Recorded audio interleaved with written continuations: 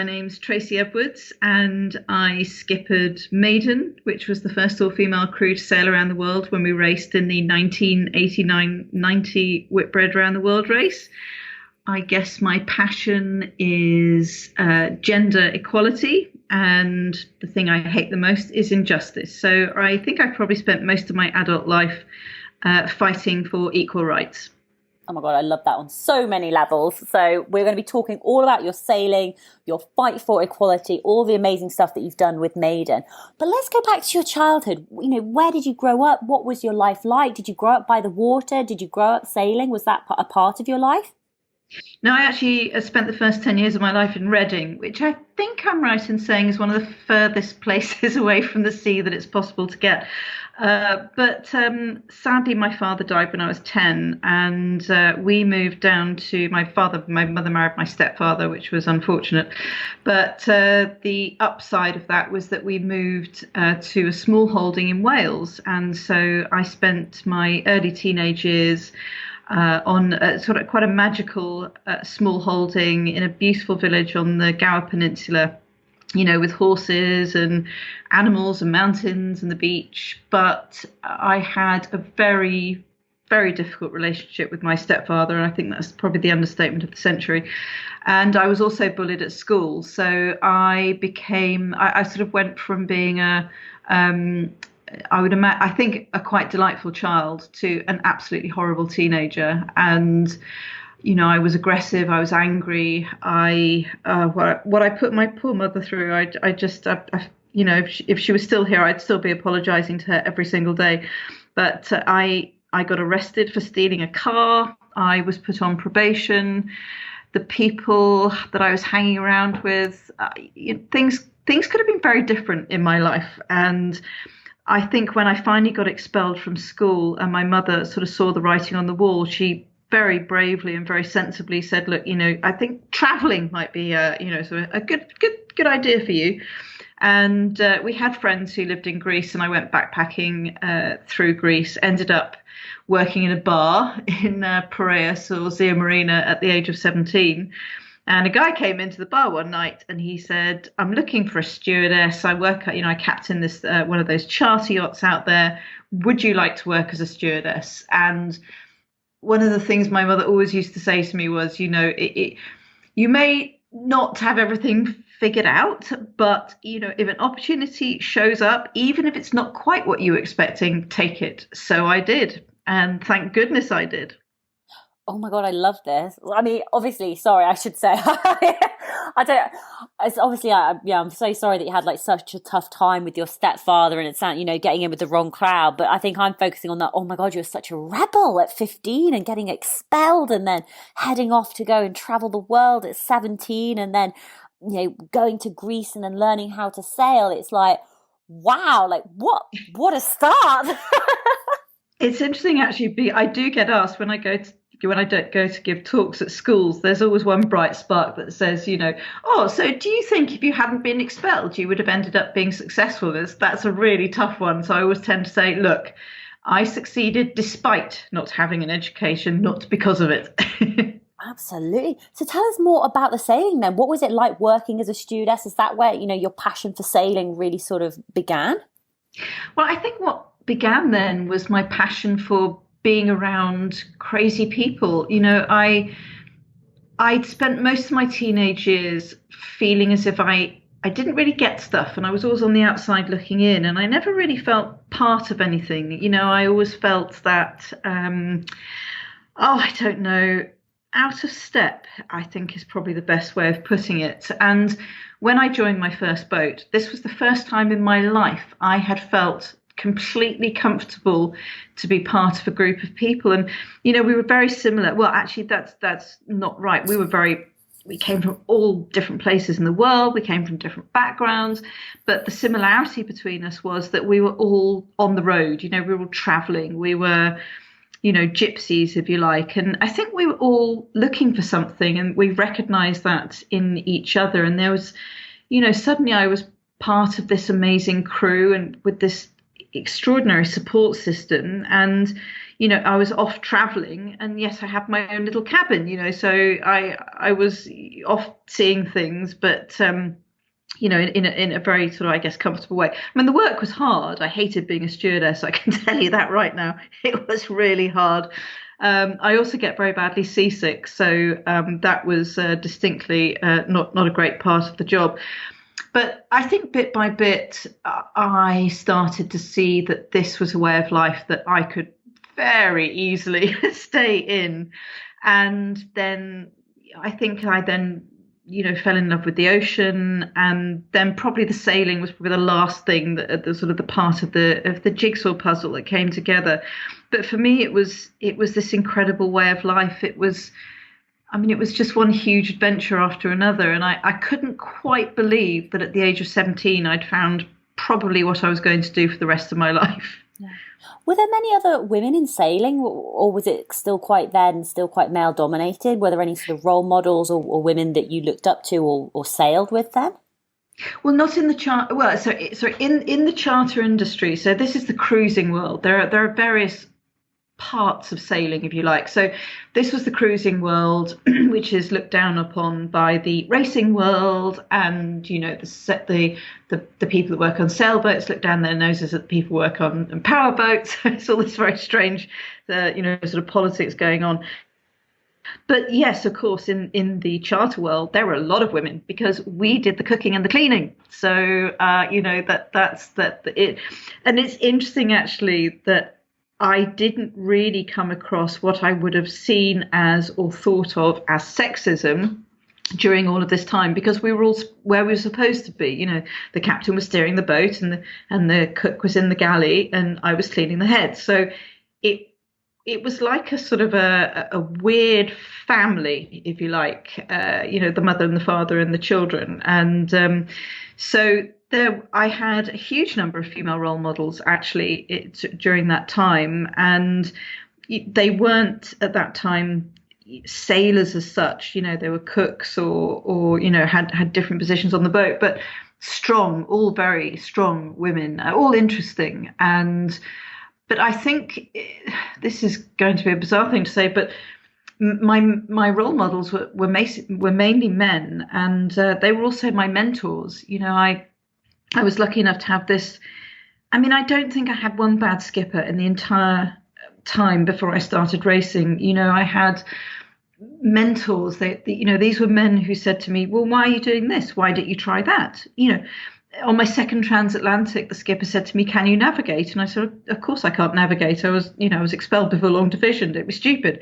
So he said to me, a very profound quote in my life. He said, "Why are you being a bystander in your own life?" He said, "You're supposed to be playing the starring role in your own life." And I thought, okay, that's a little bit profound, but I kind of got what he meant. And he said, "I'll teach you to navigate, and I will. I'll teach you in 2 days." And I went, right, okay, challenge accepted, off you go. And within 2 days, he had taught me to navigate. So you've got this amazing mentor. He's taught you how to navigate in 2 days, which is truly, truly epic. When did you start? I mean, one of the things that you mentioned earlier on was, the fight for gender equality. One of the things that you hate is injustice. When did you start noticing issues with gender equality and injustices sort of in the sailing world?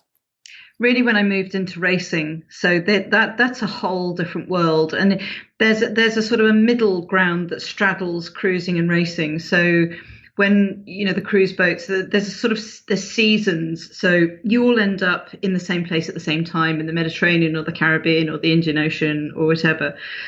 And the weekends, if you're lucky enough not to have a charter and there's a few of you around, there's always someone that says, "Let's go racing." And so I just sort of fell into this pattern of jumping on these racing boats, which are, not really racing boats, sort of cruising races, but just having so much fun. And actually realizing that I'm competitive, which I hadn't really thought about up until then. I didn't really think I was competitive, and then finding out, I'm in fact very competitive. And so that was an interesting thing to find out about yourself at the age of sort of 19. And I think then I enjoyed it so much that any racing that came along, I'd jump on the boat. But I did realize quite quickly that there were places I was supposed to be and places I was not supposed to be. And, a lot of the time that was making the sandwiches, and making the sandwiches would allow me to, get on the boat for some of the racing.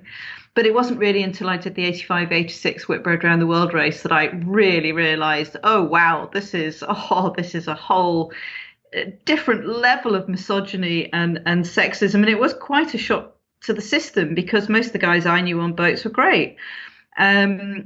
I decided I wanted to do the 85-86 race because a boyfriend of mine had done it, and he said, oh, it's absolutely brilliant, it's so much fun. He said, but obviously you can't do it because you're a girl. And I just thought, what? I never actually heard that sentence before. He said, yeah, no, girls don't do it. And there's only been a handful of girls in the sort of 20 years it had been running.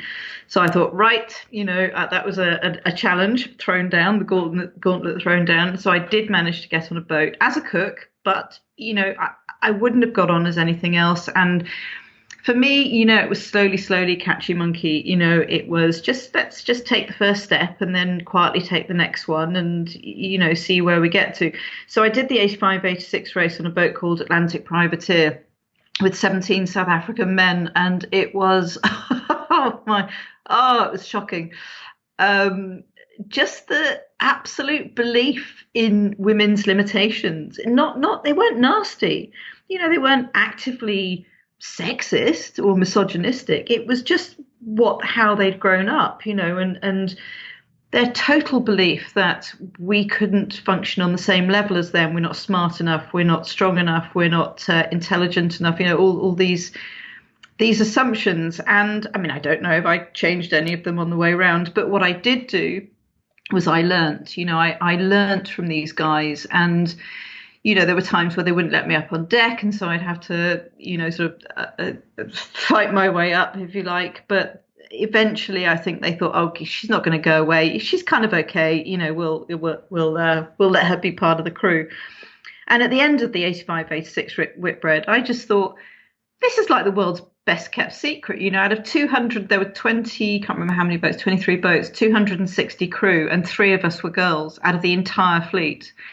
And I got to the end of this and I just thought, no, this is wrong. This is totally wrong. I mean, I'm, there's nothing of me. I'm 5'2", and, you could blow me over in a stiff breeze. But, and one of the things was, that we're not tough enough. And I thought, well, I didn't particularly find that difficult at all. So what's that all about? And the next thing I realized, which was, another very profound thought I remember having, I love navigation. Navigation had become my passion, and, cooking was a way of getting onto the boat, but navigation was what I wanted to do. And I'm a better navigator than I am a cook, I can tell you right now. So I thought, no man is ever going to let me navigate on his boat. And I thought, I can't believe I live in a world where I've just said that sentence out loud. It's just, why is that? And that's when I decided that if I wanted to navigate, I had to do it. I had to put together my team. I had to have a crew and a boat and a team. And I thought, well, let's have an all-female crew, because then we can prove at the same time that women can race around the world. We're not all going to die. So that became the challenge, really. It was,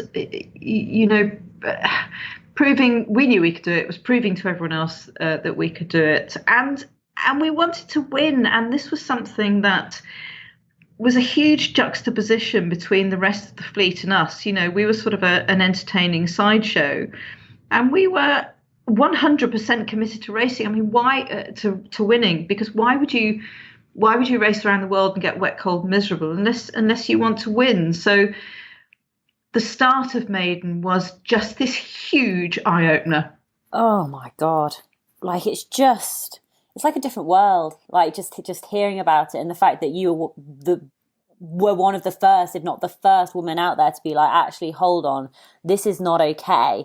So, you took that first step of becoming the cook, getting on the boat, doing what you needed to do, realizing that navigation was your passion, coming up with this idea that, women can do this. Let's get the team together. Let's get women out there. Let's get them sailing. But how do you take the idea to reality? Because was there pushback about about having an all-female crew back then? And how did you turn this idea, this dream, into reality? Well, you're right. I mean, the pushback was unbelievable. I was so shocked that, I mean, I knew that the guys were going to be saying, oh, girls can't do it, don't be stupid, but I had no idea that it was going to make so many people so angry. And I'm thinking, why are you angry? I'm not. Me succeeding doesn't make you less successful, it doesn't make you less of a man or less of a sailor. I could never quite figure that out. I don't think any of us could really. So we did tend to keep, sort of quiet, or not quiet, but to keep to ourselves, I think, a lot of the time. And we realized very quickly that one of the disadvantages was that obviously there had never been an all-female crew, but it also became an advantage because we had no preconceived ideas about how an all-female crew would function. And so we could start from scratch. We had a clean sheet of paper. We could do this exactly as we wanted to do it for us. And so that was a massive benefit. And it was hard finding the money. It really, really, oh, good grief. I had no idea it was going to be that hard. This is the whole 3 years of putting the project together. We struggled every single day for funding. We realised probably after the first year that we're not going to be able to raise the money to design and build one of these beautiful, brand new, shiny boats. We are going to have to find an old second-hand one, and we're going to have to make do with it. But, that's what we had to do. So in the end, I mortgaged my house, and we found an old wreck. She was called Prestige at the time. She was laid up in South Africa. She'd been around the world twice already. She looked very, very sad. And I remember we sort of bought her, and I managed to persuade some guy to stick her on the top of his ship to bring her back to Southampton. And the crew were all the crew that had joined thus far in the project, probably about 6 of us. We were all standing on the dock in Southampton, and the ship came in, and they just looked at the boat and they went, "Is our boat behind that one?" I went, "No, our boat is that one." And they're like, "Oh my God." But, we had to make do with what we had. We had to take this step. It was such an important step. If people kept going, "Oh, it's too difficult," or, we need to do it in a perfect way, it would never get done. So, we got we got her into a shipyard, and we started work on her. And that was another first. I mean, men had never seen women in a shipyard before. That was quite entertaining. But it was also a big tick in our box as far as a lot of the other teams were concerned. The guys on the other boats started to look at us and go, "Oh, they seem to be quite serious about doing this," and they didn't really see us as a threat. So a lot of them became very helpful. Someone gave us a second-hand engine, someone gave us a second-hand generator. People would be going, "Do you want some rigging?" "Yep, I'll have that." Would you like an old winch? "Yeah, definitely have that." So in a way, it all started to come together at that point where people saw that we were willing to graft. And I think that's when a lot of the guys started going, "Oh, okay." The sponsors didn't change their mind, however. I mean, the companies, we still couldn't find a sponsor. Even after we put the boat in the water, we won our first race. We put a lot of time of training in. We had this spectacular, crew of 12 women from 9 different countries. I mean, they were just so awesome. And in the end, it was a friend of mine, King Hussein, who stepped in and said, "This is ridiculous. I cannot believe that no one in your own country will sponsor this. So Royal Jordanian Airlines will become your sponsor." So that is how we got Maiden to the start line. And that's why she's that beautiful grey colour with the red and the gold stripe.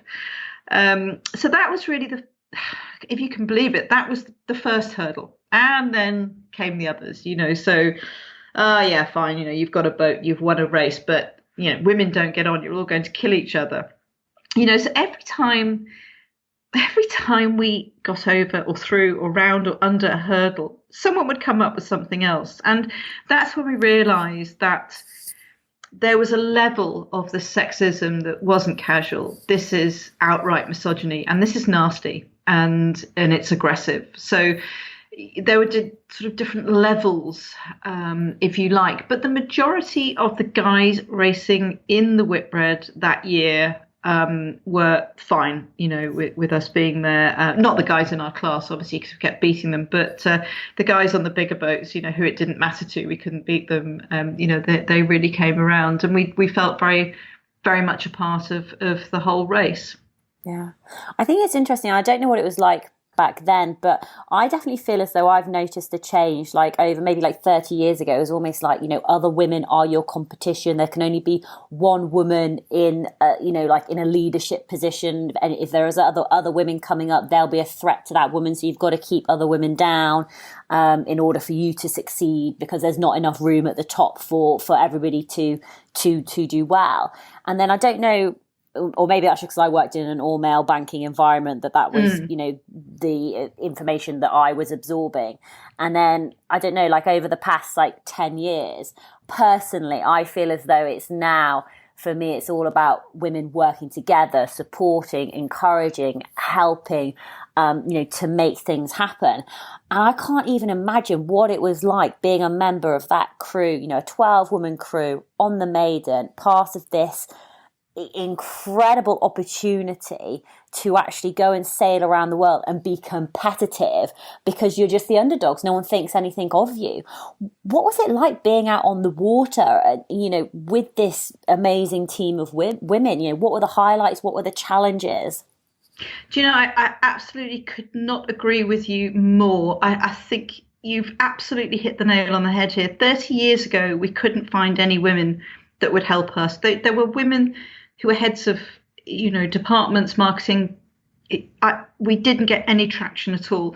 And I completely agree with you. There's been a sea change. And I feel so strongly now that over the last few years, women are really coming together. And, we're so strong together. And we've stopped doing this. Well, this is my part of feminism. Oh, no, this is my part of it. I feel so strongly that this is happening, and these groups of women, we're coming together, we're supporting each other.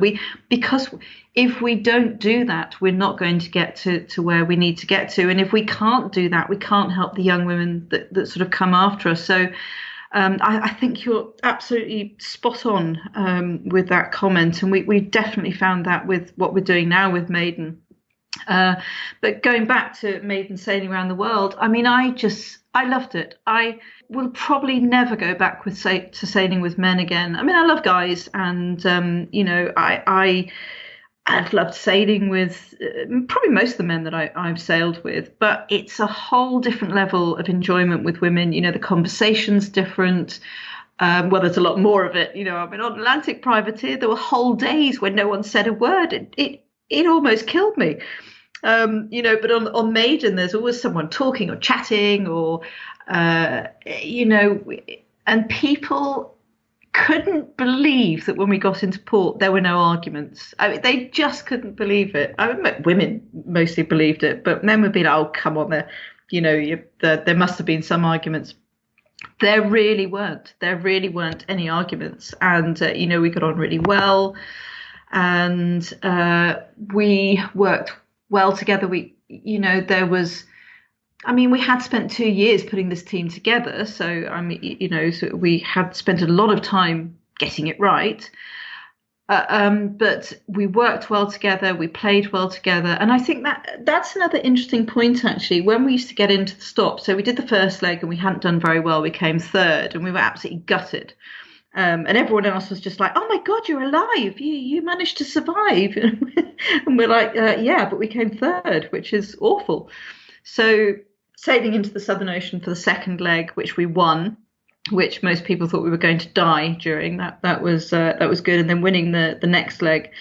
I think what, though, is also interesting for me is not just the dynamics of women at sea and how much we supported each other and what an amazing honour and pleasure it was to sail with these women. But it was in port, I noticed, even at the first stopover, I think, so the wives and girlfriends would arrive for, the male boats that were sailing around, and they would be absorbed into the project. They would live in the crew house, they would all go out to dinner together.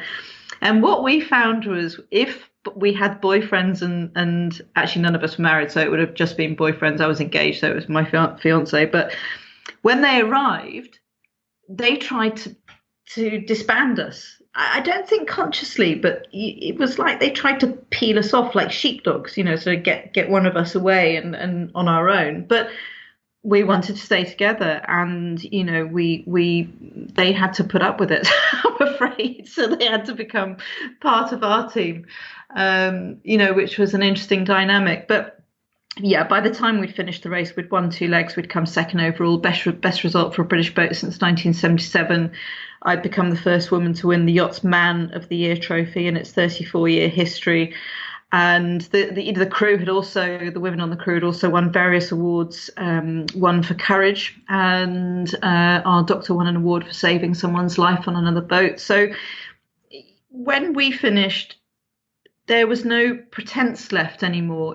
There was nowhere for these arguments to hide. We had proved that women can sail around the world. We can do it competitively and with our heads held high. Did you feel a pressure before you set off to perform, because the world would be watching, and that Yes. because it would be the first time that women are doing this? How did you handle that pressure, and also handle the pressure of being the skipper, being in charge of these 12 women out there on the water? This again, pressure to perform, pressure to show up, pressure to show everybody, look, we can do this. How did you handle that? That's an interesting question. I think that one of the things that I've learned in the last, really, I think probably since watching the film, which came out a couple of years ago, 28 years later or whatever it was, I think I've realised that what kept me going, and we've all talked about this since all the original crew have talked about it, was the knowledge that if we didn't succeed, now that didn't mean winning, that meant getting around the world safely without anyone dying. That's what we had to prove. The winning for us was our thing. No one else believed we could win, so that was a moot point. We had to prove that women could do this safely. And for me, the thing that kept me going when sometimes I didn't want to keep going, and I thought, well, I don't think we can do this. We can't even get to the start line. Was the thought that if we fail, the next woman that comes along and who wants to do this is not just going to have all the stuff we're having to deal with. They're going to have our failure to deal with as well. And as I say, we've all agreed that was something that really kept us going, that thought that we cannot let the next people down. We've got to do this. And as far as pressure goes, there's two things going on here. So one, I perform better under pressure than I do without pressure. If I have a deadline that's looming, that I tend to perform. However, having said that, the stress of trying to find the money was probably the most debilitating thing. The pressure of being a skipper and wanting to win, and the team and the boat and everything else was the thing that I thrived under.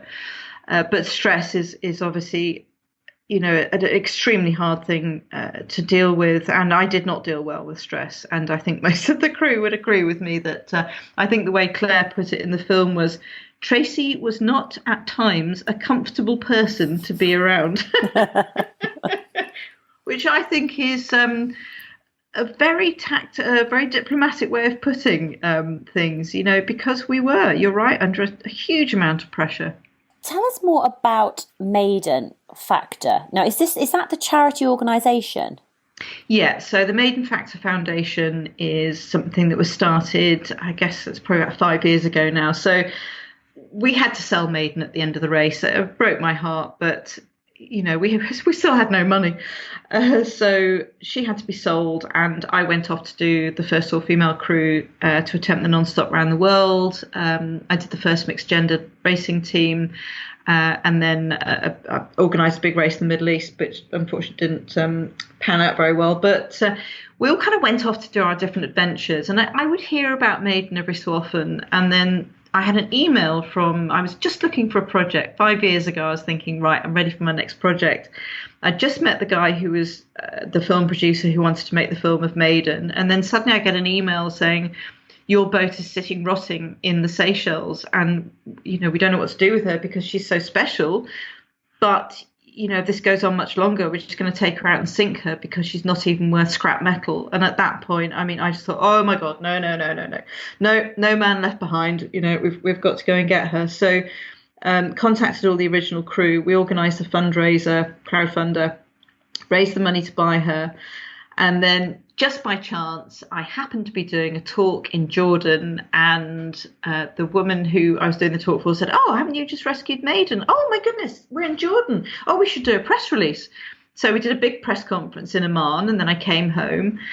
Phone rang one night. I picked it up, and it was Princess Haya, who's King Hussein's daughter, who'd heard this press release. And I picked the phone up, and she said, I hear you've rescued Dad's boat. And I just...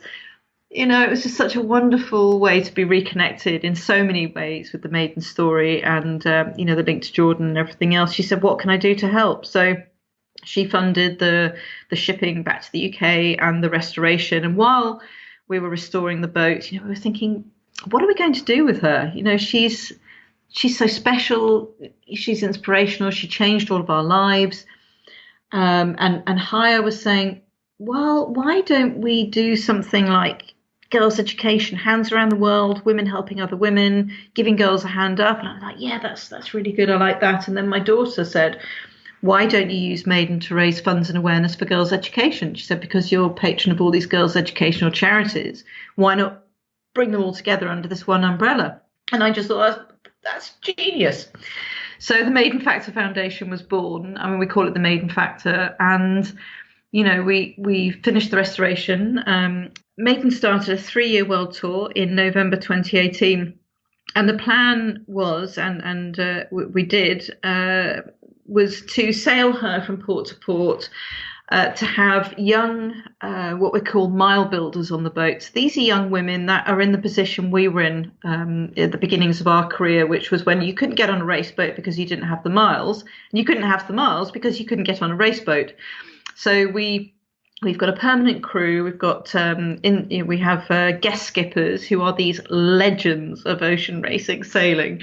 We have a permanent crew of 4. Then we have 2 mile builders, and these are young women to build their miles up, and we pay for everything for them. And then we have 2 guests who donate to our charity. We sail into port, and Maiden usually has a fantastic welcome. She does have her own fan club. I don't have my own fan club. She has her own fan club, and she sails in, and people, they literally scream Maiden. It's wonderful. And we've got this great new crew, and they go out into the community. They do talks, they do presentations, they visit schools. We have hundreds of schoolgirls visit the boat. We do screenings, fundraising. We do talks at yacht clubs, teaching them about girls' education. They raise funds for us. It's just the best thing I have ever been involved in my entire life. And the whole feel of the thing about inspiring girls, and empowering women, and really carrying on Maiden's message, and doing it in such a unique way. Because, when I was a teenager, teacher would say to me, you can do anything if you put your mind to it. And I'd give it like, oh yeah, whatever. But when Maiden is there, she's proof. That boat is proof of what a girl, a school dropout, runaway nightmare, what a girl can do if just one person believes in her. And the power of that is so strong. And I see we have young girls on the boat, and I watch them watching the crew, and with these faces of, awe, and it's so wonderful. And I hope they're thinking I could do that. So yeah, we love what we do. We did over 1.5 years. We did 33,000 miles, 22 stopovers in, I can't remember how many countries. I think it was maybe 18 countries. Raised a lot of money for the charities that we wanted to work with, have funded some amazing programs around the world. And then, of course, everything came to a halt in March this year. And unfortunately, we had to take a temporary break. Yeah. COVID. Ugh. Yeah. Ruining everything. Yeah. I can just imagine that, these girls, and especially, maybe if they're not particularly academic and they feel they don't really fit in at school, but then they get to come out and see the boat, see Maiden, see, female members of crew. And it, like, just having that experience and that opportunity to see other women and girls doing it must just be so friggin' inspiring. Like, oh, I'm getting welled up. I'm like, yes. But, one of the other amazing things, and you talked about it briefly, was just about the movie that came out. Share more about the movie, because that must have just been, well, I'm hoping it was an incredible experience to be part of, because it's just, it's another way to connect. It's another way to share the story. It's another way to inspire. How was that process of almost reliving that incredible journey, like 25, 30 years ago now? 30 years ago. 30 years ago. I could have fluffed it then, but I was literally almost the same week I found Maiden. I met Alex Holmes, who's a film producer. I did a talk at his daughter's school, and he came up to me after. He said, "Oh, please tell me no one's made a film of this." So I said, "No one's made a film of this." He went, "Oh, I so want to do this." And New Black Films, I mean, they're just wonderful. They totally and utterly got this story. And, we trusted them with Maiden's legacy and with our story, if you like. And I did call all the crew and I said, what do you think? And they said, look, it's time. 30 years after something, it's time. And it's a good time to tell a story. You've had time to reflect. You don't need to pretend that everything was all fine and dandy. You can tell the truth. You have nothing left to prove. So we were really excited. Of course, the next problem was no one knew where all the footage was. We knew we'd filmed everything, but didn't have a clue where the footage was. So Alex and his team took 2 years to comb the world, all the stopovers and news outlets and everywhere that we dropped this footage off to find it. And that was the sort of the 2 years we were looking for the funding to find Maiden. So these two projects have run sort of in tandem, which is so weird. And then, of course, all the girls came over from all over the world for their interviews, which was so much fun. We did it just down the road from where I lived, so we all got to see each other again, which was, it was just wonderful. So much fun. And I remember one of we had a conversation beforehand, and we all looked at each other and went, how honest are we going to be about this? And, of course, we all knew what we meant because, things did get slightly heated, before we got to the start line. There was a certain amount of stress and pressure. And we all agreed, girls have got to see success in its raw form. They've got to see that you can tackle a challenge without looking with your makeup on or looking pretty or being a certain weight or wearing a certain thing. It's messy. And that's no bad thing. So we wanted to show the whole thing, warts and all. And I think that's what they did. We love the film. We love what they've done with it. And then, of course, it came out in November 2018, just as we were setting off around the world with Maiden. So we had this like advert, if you like, going around the world. And we would get in, especially on the west coast of America.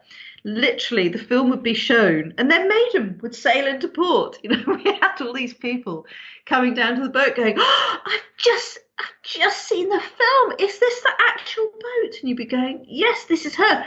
What the actual boat?" And you're like, "Yes, it is the actual boat."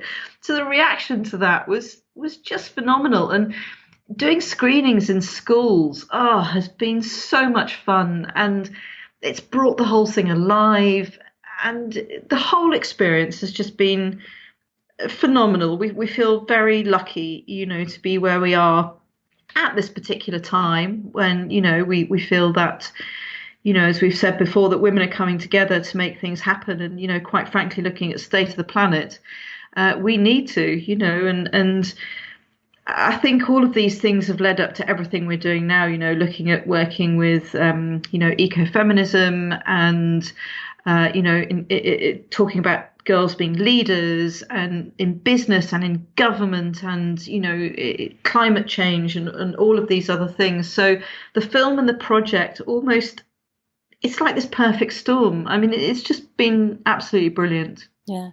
And I love what you said as well about saying yes to the mess, because I think so many girls, and I think I definitely had this when I was younger, like just wanting to be perfect, wanting everything to be perfection, and making it, the power of like what you look like when you did things. And I think when I share my challenges now, when I vlog them, I make sure that I share the reality, when you're cold, when you're wet, when you've got blisters, when you're crying, when you're emotional. It's not, it's, life is not always pretty. It's, there's tough times, and there's tough situations. And so incredibly powerful. So I will definitely make sure that I include the link to the film. And talking about tough times, we touched on it just briefly, everything did come to a stop in March, March this year, COVID happened. How's that impacted on you and your life and what you're doing? Well, it was, the timing was just extraordinarily bad. Not that there's ever a good time for a world pandemic, but we were just about to start our tour of the East Coast of America after having put in a lot of hard work in during last year in preparation. Lots of big fundraisers organised, great community projects that we were going to work with along the way. So very disappointing. On the 17th of March, Maiden was supposed to leave Antigua and go to Fort Lauderdale, and on the 16th, I had to make the decision to pull the plug, which is, I had to say, one of the hardest decisions I've ever made, because no one really knew what this looked like at that time. It was, is this going to be serious? Is it not? And I just thought, the writing's on the wall here. So, we need to be safe. We can't sail it from port to port, risking people's health. That would have just been crazy. So we managed to get all the girls out of Antigua. My daughter, who runs our shore events for me, she was literally on the last flight out of Antigua. And then, thank goodness, we managed to get Maiden on a ship back to the UK. So she's now on the South Coast, sitting comfortably packed away, waiting to start again. And we've spent the last few months fundraising. We've just had a big crowdfunder, which was fantastic. We met our target. People's kindness and support has absolutely blown us away. I know there's been some ugly stuff that's, been going on, especially in social media and during this time. But what we've seen is just this amazing amount of support and, as I say, kindness. So we now have the funds we need to keep going, which is absolutely amazing.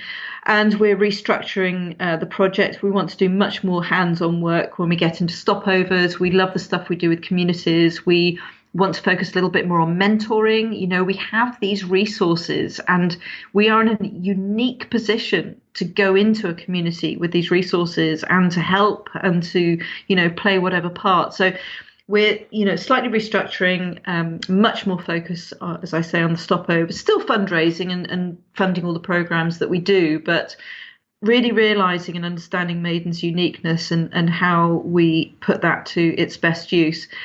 And then hoping to start again in April next year. So we'll be doing a tour of the UK and Ireland in April next year. We'll be in London for 10 days, actually when the London Marathon is on, which we hope it will be.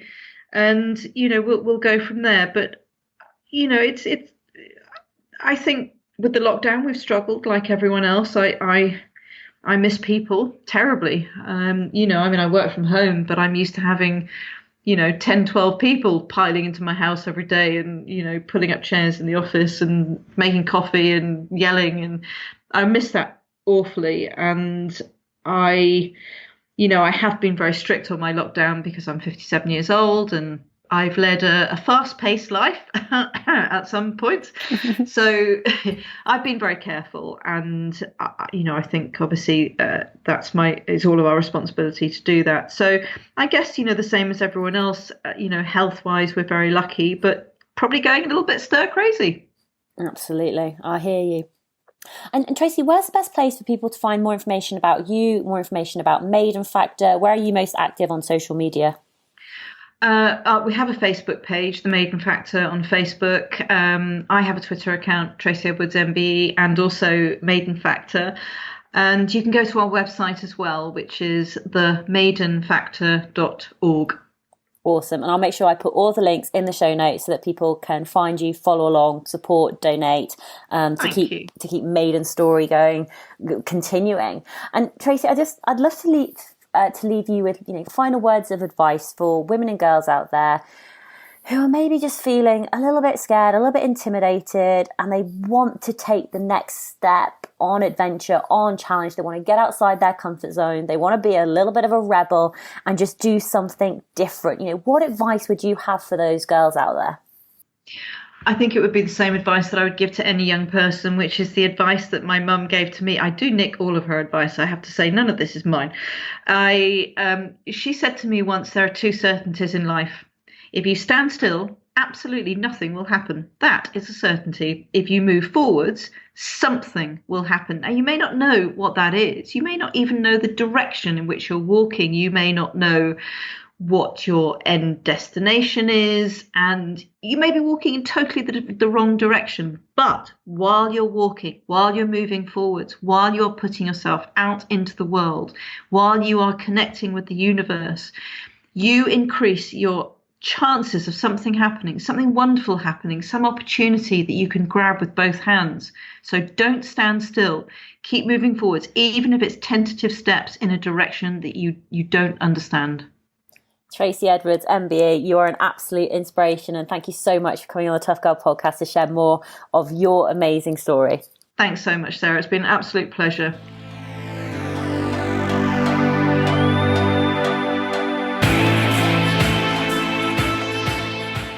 Hey tribe, I hope you enjoyed the episode with Tracy. What an absolute inspiration. My name is Sarah Williams. I'm the host of the Tough Girl podcast and the founder of Tough Girl Challenges, which is all about motivating and inspiring you. My mission is to increase the amount of female role models in the media and promote and share their stories. And so it's just incredible to speak to somebody like Tracy. So we have spoken to a number of incredible sailors. I'm just going to give you a couple of names and recommendations of other podcasts that you can go and take a listen to if you're particularly interested in sailing. I mean, they're well worth listening to anyway, because there's just so many pieces of top tips and advice. So go and take a listen to Pip Hare. We caught up with Pip Hare on October 24th, 2019. So Pip is a single-handed ocean racer, and she's currently preparing for the toughest sailing race on the planet, the Vendée Ocean Race. So Pip has won world first endurance record. She's the winner of multiple international yacht races and has got over 20 years of experience over racing. We first spoke with Pip in 2017 when she shared more about her early years growing up, getting into sailing,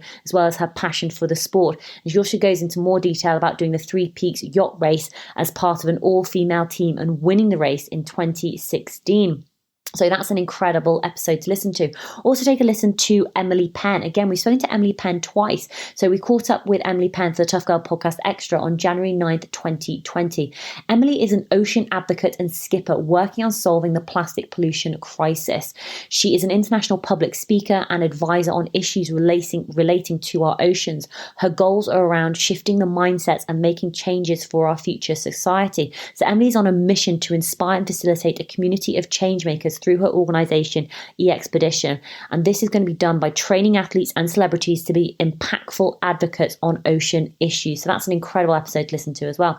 Earlier this year, on the 4th of August 2020, we spoke with the lovely Lungi Machunu, who's an intrepid sailor, adventurous, explorer, speaker and climate change activist. So Lungi's professional background is actually in banking, but she took up sailing in 2016 and she's just gone on to achieve far more than people can even dream of. But Lungi goes on to share more about her early life, her passions for sailing, having to get over her fear of water, how she's gone on to sail and to become the first African female to sail to the Arctic on her recent climate change and plastic pollution expedition to the North Pole. So there's an incredible amount of episodes for you to listen to. So please do go visit toughgirlchallenges.com, where you can find more information out about these incredible women. And there's also more information about me and my background and the mission with Tough Girl Podcast. On the website as well, there is also a dedicated page to the patrons and supporters of the Tough Girl Podcast. So when you sign up and support the podcast, your name will go on to the patrons page. And I just want to say a big thank you to Damiana Day, Ellen Reinel, Nikki Harvison, Gillian Pritchard, Claire Adamson, Tara Romes, Charlene Gibson, Helen McTaggart, Charlie Crawley, Ellery Smith, Sarah Tudhope, Gemma Smith, Jill Fox, Naomi Smithington, Emma Timmis, Claire Higgins, Liz Allen, Nicole Spears, Susan Watt. There is an incredible amount of patrons. There's currently about 290 individuals around the world supporting the mission to increase the amount of female role models in the media, because it is so important that young girls growing up get to see what women can do, because if they can see it, they can become it. So you can support the Tough Girl podcast by visiting patreon.com, patreon.com/Tough Girl podcast. You can support in sterling, US dollars and euros. You can sign up a monthly amount, or you can do an annual amount. There's also the option to make a one-off donation via PayPal, and that's all of the information needed is at toughgirlchallenges.com. New episodes of the Tough Girl podcast come out on a Tuesday and Thursday at 7 a.m. UK time, so please do hit that subscribe button. But I'll be back with you next week for another awesome episode. Take care, lots of love, bye.